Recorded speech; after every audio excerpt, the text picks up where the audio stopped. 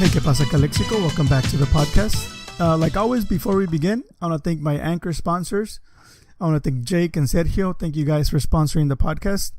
I also want to thank David Gastelum. If you're thinking of buying or selling a home in the Imperial or San Diego counties, make sure you contact David Gastelum. He's not only a realtor, but an investor with over 20 years of experience. And he will teach you and he will guide you one of the most important investments in your life. His number is 760-235-9576. You can also reach David on Facebook. Just search for David Gastelum and you'll find him.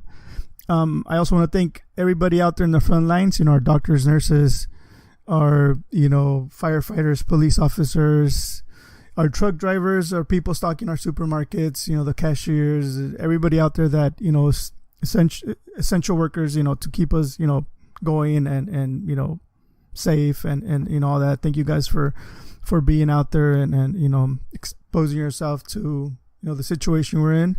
So I want to remind everybody to shop local. Some of the most affected businesses out there are local businesses, and some of them are friends and neighbors.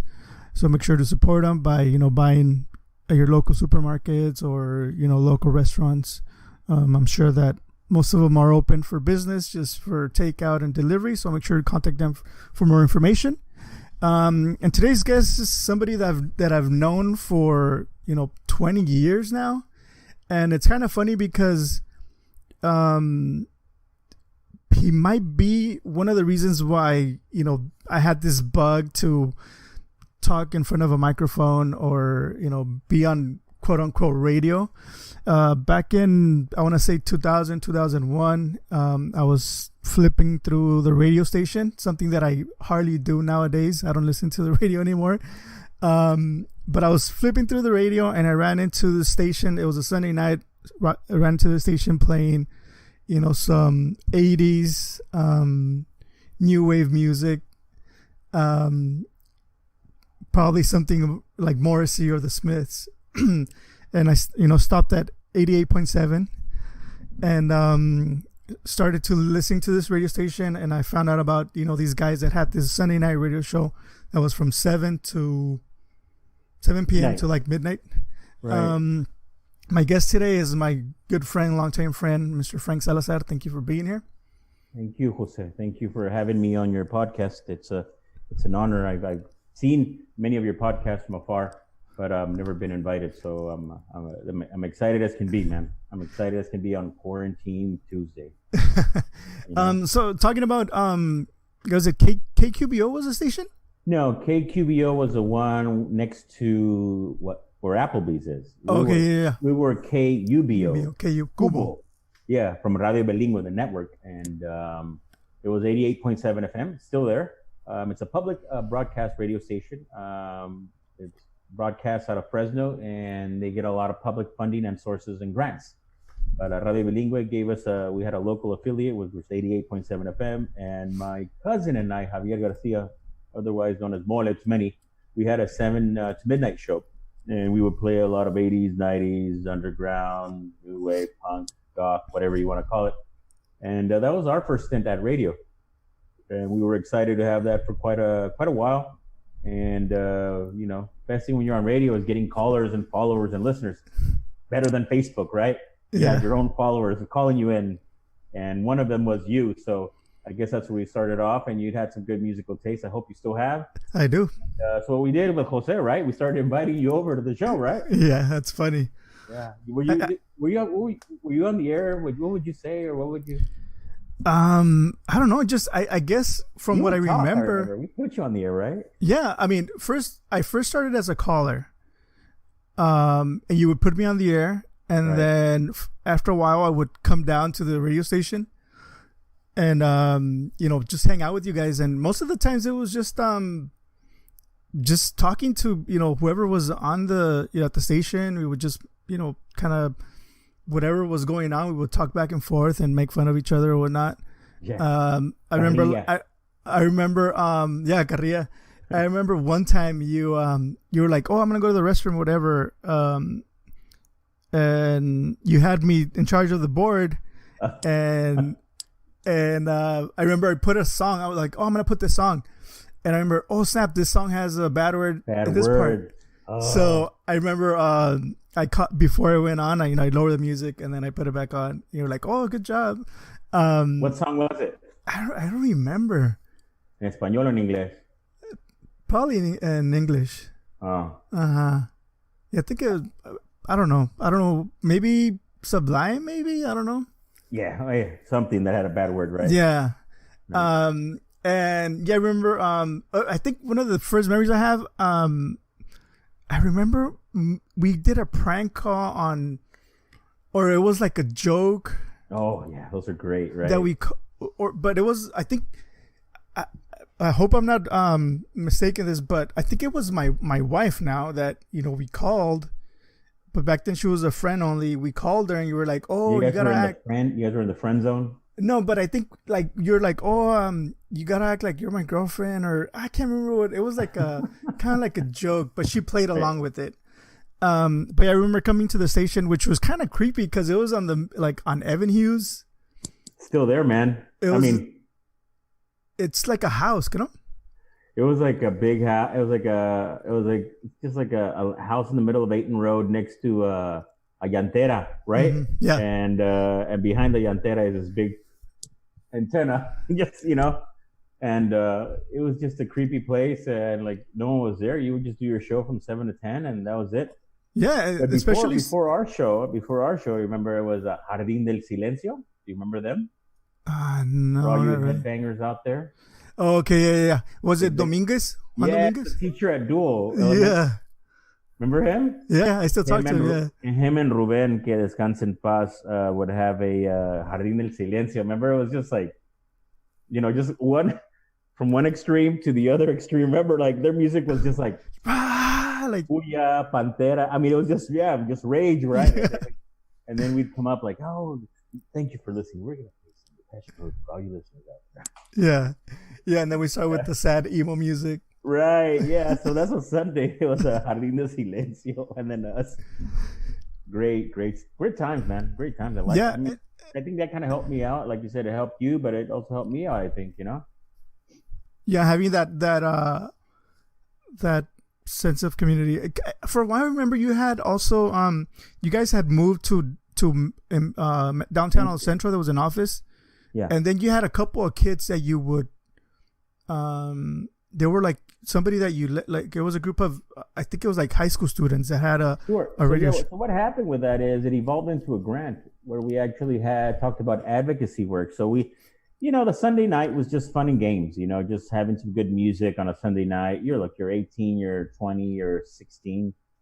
You don't want to be out on the streets. We were out on the radio station, and I mean, come on, actually having access to a board, actually having access to put it on music and having the whole valley listen to it. I mean, who wouldn't want that, right? Yeah. And so that evolved, and sooner or later, KUBO applied for some money, some grants, and through that grant, we did some advocacy work with high school teenagers, mostly from Central and Southwest, and Calexico too. Remember, the Calexico Housing Authority was involved. And when we talked about issues that teenagers and high school kids were going through on the radio, whether it was, talking about, drugs or depression, kind of issues that Planned Parenthood would talk about, all these preventative issues to basically create healthier lifestyles. I mean, it worked because they would put their music on, and God forbid, I muchas veces ni sabía, pero then they would have good topics. And these kids were just talking with one another, and they would get callers. And so it just creates no different than having what we're doing today. Yeah. I remember I came by a couple of times when you had that group, and I could kind of relate to them because I was fresh out of high school. I was like 18, 19. Sure. And I remember like kind of hanging out, and I remember them like being super serious about the program and their topics, and even on the they're really professional in the sense of the stuff they did. I'm happy to say that through all those measures, which were 20 years ago plus, some of them are in leadership positions at the IID, in healthcare, and in banking here locally that I've seen y que se acuerdan. I'm like, wow, and fast forward, it's good. So definitely hats off to KUBO 88.7 FM, and y por el trabajo que hicieron. Me gustó mucho, and I'm glad you enjoyed it, and here we are. Yeah, it's crazy. Yeah. It's crazy that now, people can basically do it from their man caves like I am. Yeah, pretty much, yeah. So, after that, I remember you leaving to Washington. Yeah. So you were part of the Bill Clinton's administration. Yeah. Can you tell us a little bit? Well, going back to you've always been into politics and public relations. There's something that came on as as high school or junior high. How did you get interested in all these politics and stuff? Jose, it's evolved. I don't think I ever, I said I was born to do it. I think it just evolved with time. I graduated from high school, and I wanted to, I didn't know what I wanted to do back then, but I was always into music. I was always into broadcasting. I was always want to always be involved, whether it was in church or ASB. And so I just continued being involved, and I was blessed to have gone to interned at the White House during the Clinton administration. I want to say, man, I was like 97 or 98 through early 2000s. And I enjoyed it, my time over there, man. I enjoyed it, working for free. And then pretty soon I busted my tail, and they offered me a job. And so, of course, you're going to take a job, right? I mean, come on. So that's how I started, man. I worked at the White House and transitioned to USDA, Department of Ag, and then ended up working at several campaigns for the vice president. And from there, I transitioned to international work. And that was fun, man. Just did a lot of work, Yeah, I also remember that you were in Argentina when the shit hit the fan over there. Well, you could honestly say it hit the fan in Argentina, and then I also was there when it hit the fan in Bolivia. I don't remember that as well. I ended up working for James Carville. For those that know James, he's a great guy, an inspiration and a mentor to me that I always wanted to work for. When I'd see him on TV, I'd be like, man, that guy says it all, man. That guy knows how to put it down, right? He lays the law down, right? So long story short, I got teamed up with other people, and they were looking for somebody to work in their Argentine outfit to help out in a strategic campaign for a candidate over there. And so my name came about, and sure enough, he gave me a call and FedExed me some information. And next thing you know, I'm in Buenos Aires, from Calexico to Buenos Aires, and I remember I got the call. I said yes. I told my mother, and my mother was like, who, what, donde? And so it happened. It just took off. And I remember getting off. I remember some guy holding their sign that says Frank Salazar, and you're in another country, man. I mean, it's just food, everything, language difference. And I enjoyed it as much as I could. For the 2.5, 3 years that I was there, I enjoyed living in Buenos Aires and working alongside with the president and his cabinet, economic ministers and all. So I could tell you that was great in Argentina. But as you know, shit hit the fan, right? And you move on. Yeah. I remember, I think right after that happened, you came back not soon after it happened, right? No, I was pretty much in an undisclosed location for quite a while, till waiting to see if things would settle down. There was, I'll put it, it was an adventurous time. As the president resigned, and you don't want to say you're in hiding, but you want to just say that you were just waiting for everything to stabilize, because you have clients there, people you're working with. So what's going on? The president resigned. Who's next? I think it was, they had like 4 presidents in 5 days in that country. There was just turmoil all over, And, I use all these experiences, martial law, secuestros, everything that you've been through and what we're going through today. And just, I'm blessed that I feel that I have a certain survival, not skills, but, things happen for a reason. And hopefully, I think I've learned through them. And that's how it was in Buenos Aires. And, I came back home for a while, and then I transitioned back out again to work for the president of Bolivia, Gonzalo Sanchez de Lozada. And that was also interesting. The cultural shock de Buenos Aires La Paz, Bolivia. It was just it's definitely it's a beautiful, both beautiful countries, you could say. But it's just different issues. The makeup, the political systems are different. Their dollar, their peso, and how they survive is completely different in both countries. And they were both going through financial situations. And I myself, in the crisis team that I was working in, crisis communications, we did what we could. And things happened for things didn't turn out the way we wanted them to. And unfortunately, the president moved on, and there was a coup, and he stepped down, and so the vice president took office, and I decided, I'd stay around for a while, and after that, I soon transitioned and decided to come back home to Imperial County. So when you came back home, were you helping out any local candidates, or you were? I decided I wanted to run for office after all that. Después de todo, ¿no? So you ran for city council in Calexico. Yeah. Oh yeah, that's true. Yeah, you see it. When was that? 2001. Yeah, and I finished Victor Carrillo's council term. Victor moved on to become the board of supervisor. I took and remained his year and a half that was there, and I just filled in the slot. I won the election, and I basically just wanted to serve his term and finish it off as a council member. And I enjoyed it. It was fun. So do you think it's better to be like in office or to help somebody get in office?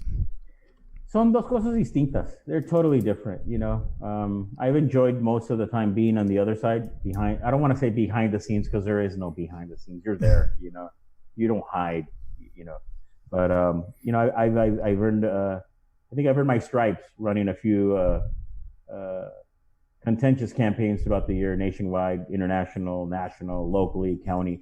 So I'm proud to say that I've done both. So you win some and you lose some, right? Yeah. So. If I remember, I think I made because for a while you were helping Bob Filner, right? Yes. I think I made a video for you and Bob Filner. Really? Like you guys had something here at in the Eagles Lodge in El Centro. Yeah, I think we would celebrate his birthdays there at the Eagles Lodge, right? I think so. And I made like a slideshow for you. Wow. You hired me to make a slideshow for him. You still have it? I doubt it. No. Is it on VHS or beta? It's probably like in a zip drive or something. Whoa! If you could find that, that'd be great. I'd pay top dollar for that. I don't think I have it. No, I doubt it, because I was living in Imperial, so that must have been 2008, maybe. Yeah. 2008, maybe. No, he was almost done by 2006, 7. He was done. And 8 years finally, moving on, I think. So you worked for him, and then you've worked for Ben Hueso. You also worked for Vargas. Juan Vargas, Congressman Vargas as well. And then Garcia as well, or no? Or Assemblymember Garcia, Eddie Garcia as well. So the local, So I've done from Congressman Filner, Congressman Vargas, Senator Hueso, and Assemblymember Garcia. So I was also reading on your get them on your show, man, if that you'd like. Yeah, for sure. Like, I think I've reached out to Garcia. Mm-hmm. I think to both Garcia and Vargas, I reached out. I mean, it's through Instagram. I'm sure that they don't read their Instagram accounts. Some of them do.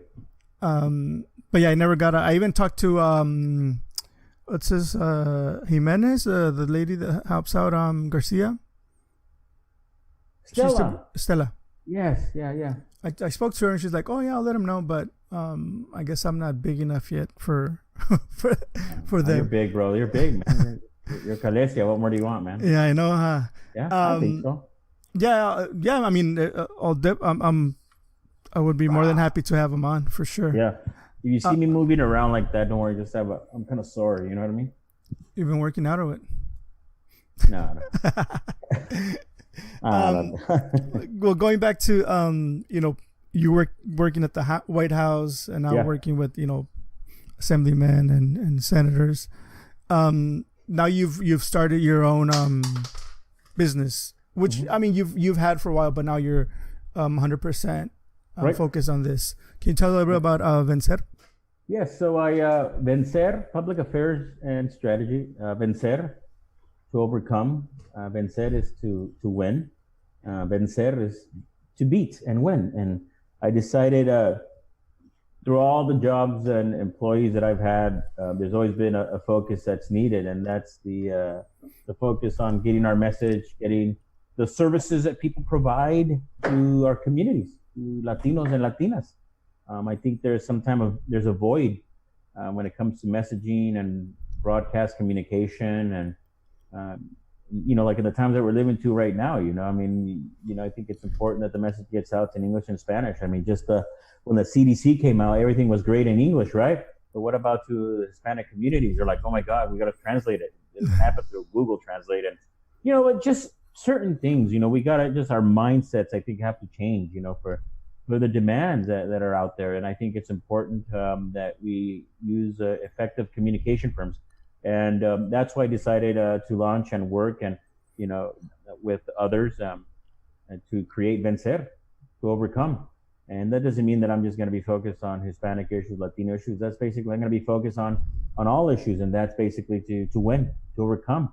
And that's what I'm doing right now. So I look forward.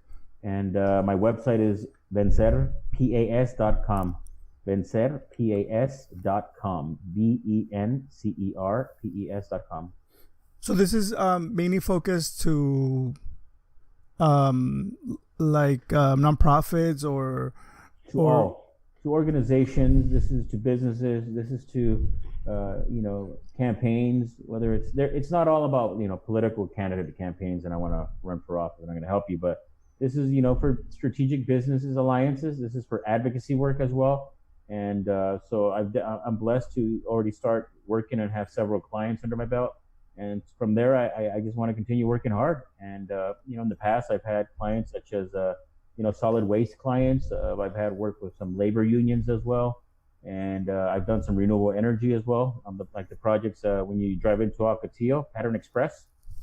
The Pattern Energy Project, I was one of the advocates for that, and we continue working hard to get the permitting done in Ocotillo. It was a contentious project, but nonetheless, there's been some great benefit to the project, and especially the creation of jobs. I also was one of the advisors to Service Employees International Union, a local labor union as well, and that was basically to be an advocate and for them to have their jobs in the different cities that they work in. So my job is to be a conduit. My job is to be an advocate and their voice for their companies. I understand. You mentioned like the Hispanic community a lot. Mm-hmm. Is it important for you to focus a lot on minorities, or like getting information out to minorities, or? I mean, I see it's important to get the information out to all. But then again, at times, not everybody habla inglés. Todos no hablamos inglés. We need to be strategic about getting our message out. Why do you want to spend a $20,000 media campaign on all English? Right? What are you going to spend in Spanish? Oh, I'm going to spend $5,000 in Spanish, $20,000 media buy in English. It doesn't work that way. I think it's just those, and I've been through many a times when that seems to be the budget with many of these organizations, and it should be a two-way street. We live in a bilingual community, and I'm just talking here, in Imperial County, but if you go throughout the state of California, Jose, I mean, you look at our elected officials, you see the makeup of our elected officials, you see, the people that are in office, you see the people that are making the decisions. A good percentage are Latinos in the Senate, Latinas in the Senate, you have, and in the state assembly. I mean, it's reflective, and I think I'm looking to be an advocate for them as well. Yeah, since you started like your career back as an intern in the White House, have you seen a change in minorities? I've seen a change. I have seen a change. I have seen a major change, but I think there's still more to be done. I think definitely there's more to be done, but there has been a change from the last 2 decades. The last 10 decades there has been, and I think it's basically we're a strong media market, and I think you have like NBC has their own Latino station. I forget, NBC Latino, or I mean, they're all doing little subsets of Spanish, like History Channel Latino. Right? So they're all learning. You're all working at it, but I think there's a lot of work that can be done. I strongly believe that. Yeah, I mean, I've noticed that a lot too. Especially with the podcast, like people asking me to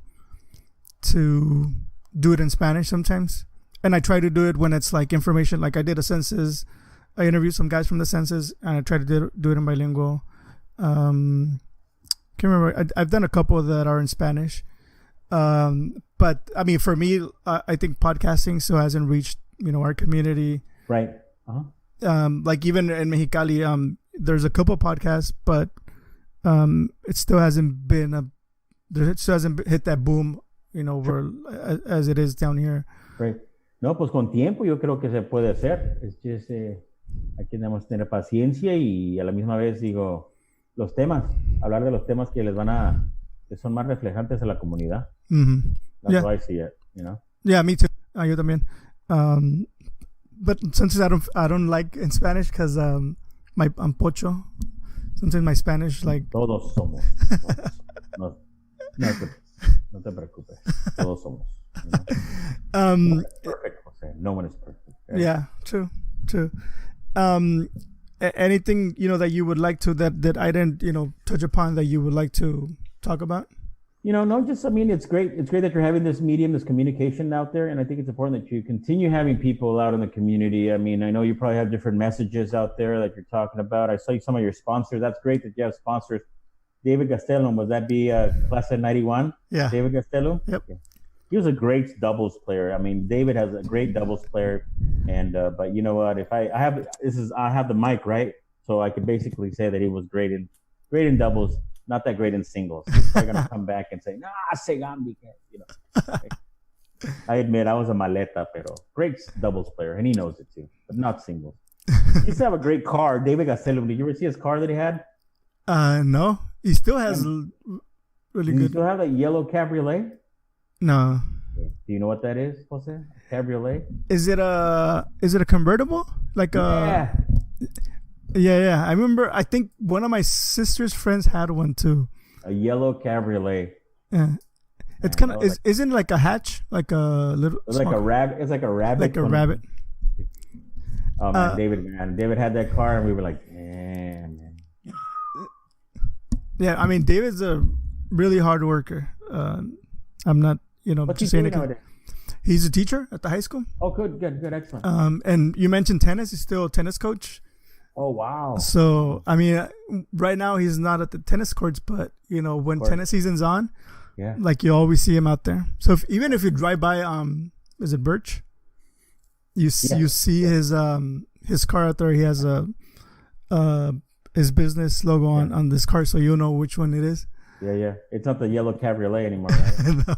No. It probably wouldn't be a bad idea. It would probably, catch the eye. Wow. Oh, yeah. I'll magnet, right? Back in the day, right? Oh, my God.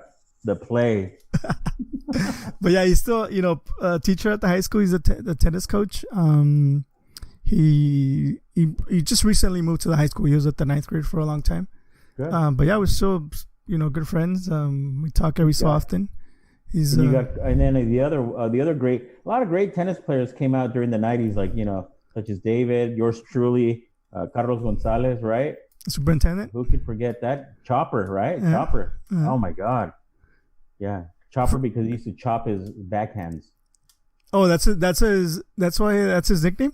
Yeah. I mean, he probably is mad if he, that it's being publicly disclosed. Maybe you have to, every time I say chopper, you got to go, beep, right? But yeah, because he used to have a backhand, and he used to have, como si he was chopping, like, al pastor, al pastor, así. Oh yeah, great guy, man. It was good teams back then, man. Yeah, they still have a good tennis team. They've Javier Leos, remember that guy? I think he's a teacher at Cesar Chavez. Wow, there you go. Yeah, so a lot of your classmates are here in the district. There you go. No, tennis was great back then. I enjoyed my time at the high school. I can't complain. But yeah, I mean, so you get sponsors, and that's why you basically get up on the air, right? Yeah. So let me know. I'll let you know when I'm ready to sponsor. Awesome. Yeah. So yeah, anything else that you would like to talk about? I love my community. I love Calesia. My mother still lives there, and I still see my beautiful Crummett Park when I go. And more importantly, más que nada, I still live in the Imperial Valley. Unfortunately, I don't live in Calexico, but I see what's going on in the valley, and I see what's going on right now with the COVID-19 crisis and the pandemic, and people are being antsy. And on my end, I just speak personally for myself, without politics, sin política, no. On me myself, I'm blessed to be at home with my family. I worked day and night in my prior job, and to be home now, to be home with my family and my kids, is a blessing. They could be a handful at times, but to be at home, oh man, it's the best thing for me in the world. You know what I mean? I know many people, their kids are grown up, so they're watching Ozarks all the time, or they're watching every great show under the sun. I don't have that luxury. I don't have that luxury yet to do that. So I'm still waiting to see Ozarks. But every now and then midnight I'll watch a Sopranos show or something. You know what I mean? But other than that, it's just something that we just need to hunker down. I think I posted it that we need to hunker down and just have consensus with our leaders, from the top down. I know what the issues that are going on in the beaches. People want to go to the beach, but the way I see it, Jose, is like, look, man, I've lived 40 plus years on this earth. I've gone through martial law. I've gone through coup d'etats, overthrown governments. I've been through some interesting adventures overseas, and to have somebody just like wanting to just go to the beach, and because they want to go to the beach, and I mean, come on, man, don't jeopardize my life because you want to go to the beach and then come back and spread it. You know what I mean? Like, it's like we need to just. I understand we have rights, but at the same time, we also need to think of our lives. Yeah. So that's why me da tristeza en vez en cuando. You know what I mean? I think of all our elders. I think about all the children out there, and sometimes I feel we just get too inundated with our rights. And I want to go to Starbucks and buy a cappuccino. So damn it, I'm gonna buy it. Just make your damn coffee at home. I drove by the other day as I was gonna go visit my mom, and I saw like 19 cars at Starbucks, and I'm like, well, make your coffee at home. I mean, does it have crypto money or crypto? What does it have? Bitcoins? Or it's got crack in it. I mean, I'm sorry if I'm probably gonna get sued by them, but oh. No, that's what I did it the other day. I was online. I was on Facebook Live and Instagram Live, and I was talking about the same thing. I think at the end of the day, if people don't feel safe, they're not going to go out to the businesses that are going to open and all this stuff. Sure. So, those people that are going out, that want to go out to the beach, as long as they don't come near me, I'm cool. Like I'm going to stay home as long as I can, as long as I'm, asked, like you said, I'm lucky that I can work from home. I don't know when I'll be asked to come back, but till then, I'm gonna try to stay at home as much as I can. But yeah, I feel that ultimately, if people don't feel safe, if people if there's no vaccine or no therapeutics that are gonna help them if they do go to the hospital, people aren't gonna go visit coffee shops or restaurants. Sure. or so all these people that are protesting about the lockdown and being at home, I guess let them go and see what happens to them, and the rest of us will just stay home and keep trying to stay safe. Yeah. And I think we just got to respect everybody's opinion, and if they have an issue, just talk to your city council, talk to your local government, and just let it be known. I think that's basically try to be as transparent as you can. Be transparent, better yet, and just talk to them, man, because they're it's gonna happen, and I see it. I see people and asking when, and you hear the talk about phases, right? Phase 2 and phase 3, and we're all going through that. Our phase 1 was packing with the toilet paper. Phase 2 is a banana nut bread. phase 3 is, what's that? I mean, what are we doing next? Um, I've tried almost every Ben and Jerry's ice cream flavor there is already. The yame. But nonetheless, I think you just got to hunker down, and consensus is what I say. And in a crisis, it's consensus and working with your leaders. And I think that's what needs to be done, as a group. And we're in this county, and we're isolated, from San Diego, from Palm Springs. We have the luxury of being isolated and making our decisions as a whole, from Pasa Calexico to Hopeville to Heber. So I just ask for consensus. Trabajar juntos. Yeah, our biggest, I guess, if you could think of something that that would impact us is our neighbors. This is a city of 1 million people. They still don't know what their numbers are. They don't have it under control. So that's one thing that me thinking about it. Being at home and thinking, how would things would change for us would be our our neighbors across the border. That's my only concern. I mean, because we are hunkered down. We don't have a big airport where people can come and go, and Sure. But Mexicali is something that we would. That's something else that needs to be worked with the Governor Bonilla as well. Something that they need to be working with our governor. And I think our governor has been out there. He's been transparent, and I think Newsom's to be applauded. He's not popular at times, but I think he's definitely out there. And I just think it's just a breath of fresh air that he's constantly out there, constantly. I think that's the job of leaders. Leaders are supposed to be out there. Whether it's a body of 5, you have your mayor, whether it's a governor, whether it's elected, that's how it should be. And it's their duty to keep their constituents and the community informed. And I applaud all the healthcare workers out there. I applaud all the people that are delivering all those boxes from Amazon, from Target, you name it, from Wayfair. I applaud the guys from DoorDash that come to your home. This guy came, and in 24 minutes he brought our comida the other day, and it was warm and it was hot. So gracias. And to the people at Instacart, I was so excited the other day. I went with a friend of mine, Victor Platero from Calesia también. Him and I went, Victor? No, his name rings a bell, but I don't put a face to it. Yeah, Victor and I went to Costco, and we went to Costco. We were one of those guys that went to Costco like a month and a half ago. We were there at 5:45 in the morning, right? It was kind of like Black Friday, right? Getting ready, right? 5:45 in the morning. We got in around 9:30, right? So we decided to do that again, like a month. No, we did that like a month and a half ago, and then maybe like a week and a half ago, we said let's do the 5:45 again. So we go again, and 5:45 were the first ones. 6:45 were the first ones. 7:45 we're still there. We're like, what happened? Se murió, right? The whole craziness. So we did. Him and I. He was in his car, and I was in my car. That was probably like 13 feet away, and we just. You want to go home? I said, no. I bought a breakfast jack and un cafecito, and we're good. And him and I went, but it goes through phases, and that's how I see it. We got to thank all the people. They're working day and night. Supermarkets, healthcare, everybody, you name it. And, it's a tough job, and I think our healthcare workers are their day will come. I think, combat pay, what pay it is called, stimulus check, whatever it is. I think it's a scary job.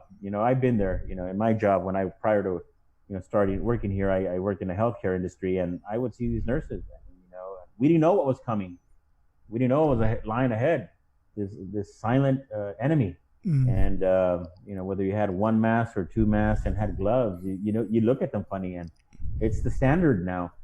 We need to adapt to that, and we need to adapt that, we live in the greatest democracy. Hemos tenido muchos lujos, and it's just something that we have to open up our eyes and change the way we live for a while. Yeah. And at the same time, us at home, we need to take control and live healthier lives. At the end of the day, we're not going to have vaccines for everything, but if you have a strong immune system and you eat well, you exercise, because, we can't protect ourselves from every single virus, but if you have a good immune system, you exercise, you eat well, chances are, like, if you catch something, you won't need a hospital, you won't need a bed or a ventilator. So you know, there's something that we can all pitch in a little bit and, you know, make sure that, you know, we get out of this and with the less number of, you know, beds or ventilators needed, even deaths. So, you know, there's a little things that we can all do to help out. We totally agree, Jose. And I want to thank you for your podcast, and I look forward to anytime coming soon and seeing how I can help you out with it. All right. Well, Frank, thank you for being on the podcast. I really appreciate it. It was good time reminiscing of Cuba. Yeah. And talking about, you know, your new endeavors. And Can you believe when I was on the radio station, you didn't ask me who are some of the celebrities I interviewed? Oh yeah, we were talking about and I remember this when they went big, and I was like, man, I remember I think I was there. I don't know if I called or I was there when Panteón Rococó came to the station. Yeah. And when people started listening to them, and I was like, man, I remember I saw these guys in person, like before they became like this big band. Was their first album, and the way we got to interview Panteón was through our dear friend Rica Perez and René Perez from Incredible Tattoos in downtown El Centro. Their phone number is 769. I'm just kidding. Comercial, no? The sponsor. Rica and René Perez are great guys. Saludos a ellos. They're cousins with el vocalista, no sé con quién de Panteón. And so when they were coming out, Rica said, hey, you can bring him down, interview him, and that's what he did. So interviewing Panteón Rococó was pretty cool. También entrevistamos a David Summers de Los Hombres G. We interviewed over the phone when he came out and did his solo work. And then we also interviewed, actually, Mole, my cousin Javier, and I. We ended up interviewing in person. We ended up doing Café Tacuba at 4th and B. Control Machete. Also... Enanitos, Ilya Kuriaki in Valderramas. We interviewed, your good amount of people that we interviewed, and you know, I go back to all those times when we interviewed all these great folks. Yeah, and big names from, you know, back in the days, rock en español. Right. You know, these are some big names, you know. Claro. So I enjoyed my time, you know, and you know, and we'll continue if we can get those guys on. Let's do it, right? Imagine, yeah, that'd be great. But yeah, I mean, puro YouTube. It's crazy how, you know, we went from, you know, radio, like a public station, to, you know, podcasting. You know, at least for me, it's something that, you know, I remember a lot. I always remember when, especially because that was my days when I was going to IVC, I think. And, you know, you even mentioned that I brought my CDs. I would have my little binder with CDs, and I would bring them in. And I remember the light in the station when people would called. Turn on when you get a call. Yeah. You live for that light. Everybody would live for that light. Oh my God, we got a call. It was either somebody, maybe once in a while it was an angry call. Like somebody would be like, hey, take that stuff off. Yeah, I remember that. Or I remember like calling friends, hey, call this number. We'll put you on the radio. And we'll say hi. We'll give you a shout out. Yeah. The shout out, right? Oh, that was the best, man. Yeah. Good times. Yeah. We'll continue. Let's do this on another occasion también otra vez. Yeah. And maybe we'll get Mole and talk about, you know, some of the, you know, bands we got to. I'll get Mole. You're in the high school, right? Yeah. When you get back, man, me consigues una t-shirt o algo de los Bulldogs. Yeah, for sure. Yeah, I won't say the size, you know, my size over, you know. Text me your size. Y no quiero más carrilla, ya sabes. All right, Frank. Thank you for being on the podcast. Thank you guys for listening, and we'll see you guys in the next one. Saludos, gracias. Peace.